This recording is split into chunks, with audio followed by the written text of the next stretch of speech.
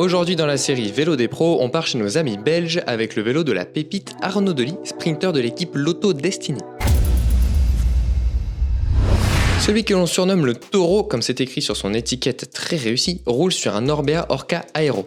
Comme son nom l'indique, c'est le choix pour les étapes rapides, là où le sprinter belge peut le mieux s'exprimer. Il ne s'agit pas du prototype que l'on vous a présenté avec les nouvelles technologies du Tour de France, mais de la version actuelle.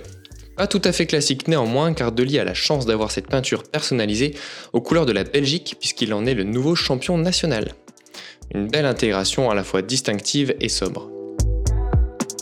Avec la forme de ces tubes, on est clairement sur un vélo de contre-la-montre mais avec un guidon normal. La base arrière est tout à fait similaire au modèle de chrono, carré, qui arrive basse et à l'horizontale sur le tube de selle. Au niveau du dérailleur arrière, le tube vient faire une vague pour suivre la forme de ce dérailleur, c'est pas si fréquent et c'est sans aucun doute pour l'aéro. Dans le même registre, les deux roues sont elles presque carénées avec le cadre qui vient longer les pneus au plus près. Le tube diagonal épais vient s'élargir au niveau des porte-bidons de la marque Tacx pour les intégrer et les cacher du vent. La douille de direction vient s'affiner en son centre mais reste relativement large par rapport à d'autres vélos aéros. Le poste de pilotage n'est pas propre à Orbea puisqu'il s'agit d'un Vision Metron 5D, un nouveau modèle que je vous avais présenté plus tôt dans la saison, avec une ergonomie renouvelée, plus de taille et surtout la possibilité de choisir plusieurs profondeurs en fonction de la taille de ses mains. Enfin, pas de peinture mais une finition carbone brute pour un véritable poids-plume et un superbe finish. Passage tout interne évidemment, avec un superbe support de compteur tout en carbone. Un ruban de cintre Lizard Skin pour parfaire la prise en main et le style. Delis utilise des boutons satellite sprint pour pouvoir passer les vitesses avec le pouce main en bas, idéal à l'approche des sprints. Remarque également deux caches en silicone sur le haut du cintre, ce sont en fait deux espaces destinés à accueillir les boutons satellites, mais ceux de grimpeurs cette fois-ci. C'est malin d'avoir prévu des espaces spécifiques.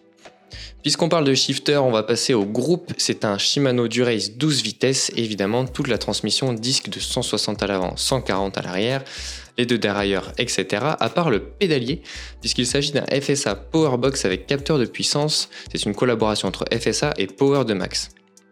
On retrouve des manivelles FSA K-Force Carbone absolument magnifiques et de 172,5 mm, c'est une tendance plutôt grande à l'heure actuelle, on a l'habitude de voir des manivelles de plus en plus courtes. On retrouve des plateaux FSA 54-40, un choix classique, là encore, et une cassette de 11-30, adaptée aux étapes plus plates. Le 11-34 étant plus utilisé par les coureurs sponsorisés par Shimano lors des étapes de montagne. La tige de selle est massive et présente un setback, c'est-à-dire un recul porté vers l'arrière. On a tendance à voir en ce moment les pros très sur l'avant, ici on est donc sur l'arrière. Cette forme de tige de selle, ce recul, ce déport, permet de mettre la selle en arrière sans se retrouver aux limites de celle-ci. Cette selle justement est une Selle Italia SLR Boost Team Edition, sans ajournement au milieu, simplement une zone un petit peu moins renforcée. Et Team Edition, c'est-à-dire liseré rouge et surtout des rails en carbone pour un poids-plume. Les roues ici sont des Okuo, c'est la filiale composant de Orbea, 57 mm de hauteur, avec des moyeux zip. C'est intéressant, je ne savais pas du tout que ces roues utilisaient ces moyeux. Bien sûr, ce choix change en fonction des étapes, d'ailleurs Lotto Destiny utilise aussi beaucoup de roues Zip 353 et 454 NSW. Celles d'Arnaud Delis sont montées en Victoria Corsa Speed, les pneus route, pas les pneus les plus rapides de Victoria, en 28 mm, et contrairement à ce qu'on a l'habitude de voir, en chambre à air. On sait que Arnaud Delis avait déjanté en hookless avec des inserts en mousse, il avait malgré tout remporté l'épreuve, peut-être a-t-il changé de configuration suite à cet incident. Côté chiffres maintenant, c'est un cadre de 53 cm, il faudrait pas plus petit pour le coureur d'1m82. Hauteur de selle de 77 cm et une distance bec de selle centre du guidon de 58 cm, donc malgré tout plutôt allongé. Ce vélo, on n'a pas pu le peser, mais il a été pesé par les mécanos, il fait 7,6 kg. C'est dans ce qu'on retrouve actuellement sur les vélos typés vraiment aéro, surtout avec des jantes hautes. Ça reste plus lourd qu'un Canyon Air-Road par exemple, mais c'est plus léger que le nouveau Van Rysel.